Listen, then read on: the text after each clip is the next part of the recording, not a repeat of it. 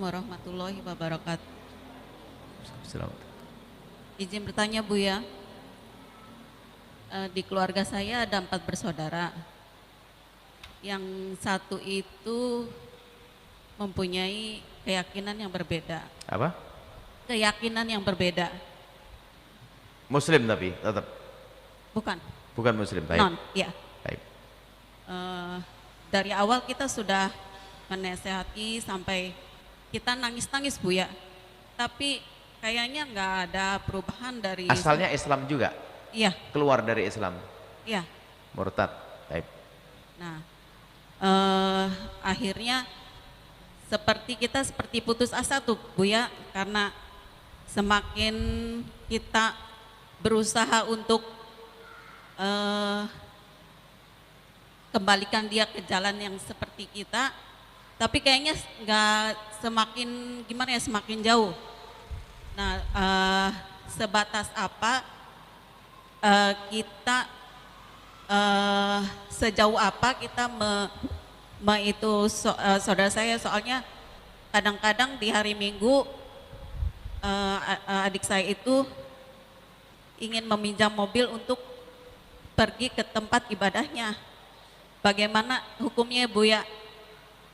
Terima kasih. Assalamualaikum warahmatullahi wabarakatuh. Waalaikumsalam warahmatullahi wabarakatuh. Kalau kita ketemu tetangga kita yang asli Nasrani, bukan murtad, asli Nasrani, maka atau Anda yang mu'allaf, ayah masih Nasrani, saudara masih Nasrani asli, maka ketahuilah Islam mengajarkan Anda untuk tetap baik-baik kepada mereka. Satu-satu dulu.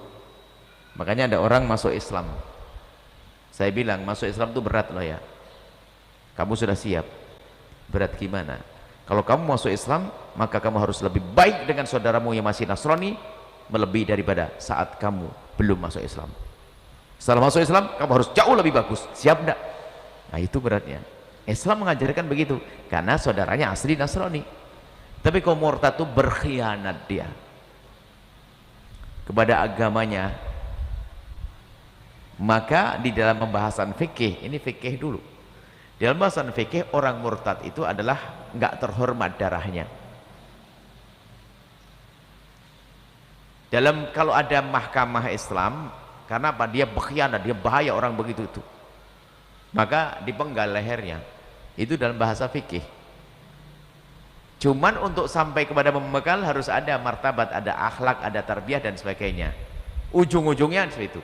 Cuman dalam masa-masa, apalagi kalau tidak ada negara Islam, hukum Islam tidak ditegakkan, maka ya enggak dong. Enggak bisa dong, enggak boleh orang per orang memenggal lehernya. Karena itu namanya hukum imamah. Yang boleh melakukan itu hanya imam atau yang mewakilinya. Lalu bagaimana kita berurusan dengan orang murtad? Maka kalau Anda urusan dengan mereka, Anda tidak boleh memberi makan kepada dia, memberi minum kepada dia, kecuali dalam irama cinta untuk membawa dia kepada kebaikan. Kalau hanya memberi saja tidak. Tapi kalau Anda memberi dia dengan harapan agar nanti tersentuh hatinya lalu mendengar suara Anda, berarti Anda termasuk dalam irama berdakwah untuk membawa dia. Anda meminjami mobil tapi dengan berharap bahwasanya semoga dengan itu dia semakin bisa mendengar dan sebagainya. Jadi Anda ada misi dakwah, maka saat itu Anda diperkenankan. Tapi kalau Anda tidak peduli urusan itu, maka Anda haram, nggak boleh. Sehingga diajarkan Islam sampai orang murtad pun bahasanya kamu jangan memberi dia kecuali bang ada harapan kamu menyelamatkan dia. Paham ini mana? Jadi harus ada kerinduan menyelamatkan dia.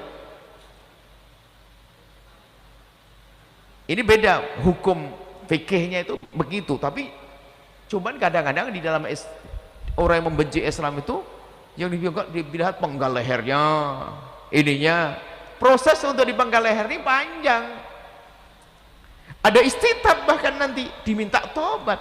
Diminta tobat ini sendiri adalah usaha bagaimana dia kembali, bukan langsung murtad penggal leher begitu.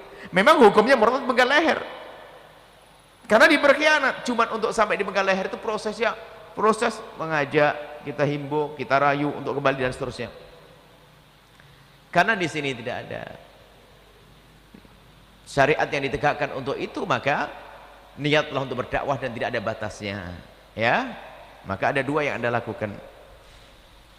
Pertama, tetap berusaha untuk mengajak dia dan tidak ada batasnya. Anda tidak boleh memberi apapun kecuali Anda niatkan. Semoga dengan ini Anda niat untuk merayu dia, untuk membawa kepada kebaikan, untuk kembali. Yang kedua adalah memahamkan kepada orang di kiri kanannya bahwasanya dia telah salah jalan, supaya orang tidak mengira bahwasanya kebaikan Anda. Mereka mengatakan, wah dia begitu aja juga tetap dibaikin, ya kan? Dia dibaikin, dia murtad pun dibaikin. Saya juga murtad, gak ada masalah, nanti dibaikin. Nah itu yang Anda salah. Anda pahamkan dia adalah murtad. Wahai saudara-saudaraku semuanya, dia murtad. Tetap dia harus kita tarik, kita rayu, kita hebat-hebatan dengan setan. Setan merayu dia, kita rayu dia. Jadi kalau saya memberi dia, bukan karena saya muliakan dia, tapi karena saya sayang kepada dia, ingin kembali. Biar anak yang lain tuh tahu kalau kita memberi dia bukan karena penghargaan kepada kafiran.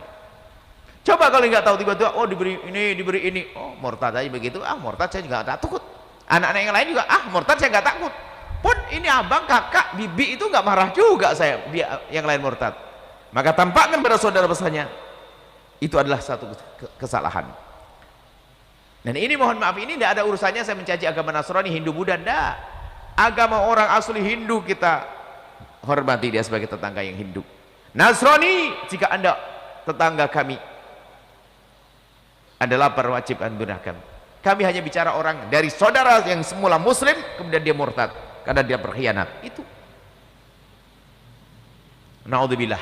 Dan kita banyak doa setelah itu, ya. Supaya tidak Anda mengambil langsung dibunuh. Wah, apa itu bunuh? Anda tidak boleh, hukum imamah Anda tidak boleh menjalaninya. Lalu Anda caci dan sebagainya, bisa saja tambah jauh. Harus upaya dulu, upaya merayu istitabnya tadi. Bagaimana dia bisa tobat, bisa kembali kepada jalan yang benar, tentunya dengan bermacam cara, kelebihan Anda, kepandaian Anda, dan kecerdasan Anda, dan juga kelembutan Anda. InsyaAllah akan membawa mereka pada kebaikan. Jika pada akhirnya, kalau memang tidak bisa, ya sebelumnya dia bakal dipenggal.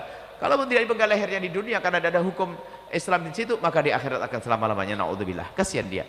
Seperti itu, wallahu a'lam bishawab. Setelah Anda menyaksikan video ini, jangan lupa berselawat kepada baginda Nabi Muhammad sallallahu alaihi wa alihi wa sahbihi wasallam.